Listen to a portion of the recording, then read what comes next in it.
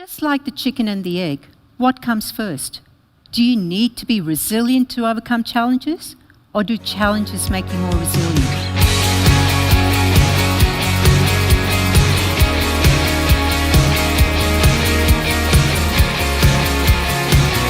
I've now had 30 additional operations to fix a medical error. But I think the worst experience that I had was when my arms were paralysed from a complication in the operating theatre. For 14 months, I travelled all over the country. I communicated with doctors all over the world. I saw 49 different doctors. Some days you will feel as though you're going backwards.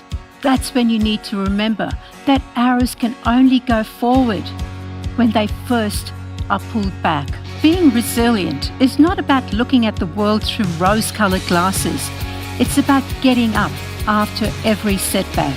It comes back down to one question: how badly do you want it?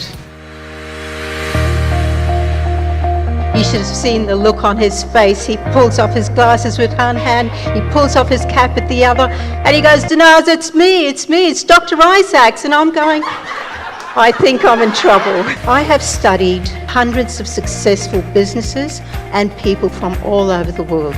These three things are in each of their success stories. It will make an impact for me in the future, for sure. Embrace every opportunity. Push your boundaries. Strive to become the best version of yourself. It was more than motivating, a powerful story, a horrifying story, but a wonderful thing to hear. If you really want something, then there's no better time to start than right now. Not next year, not next week, not even tomorrow. Start now.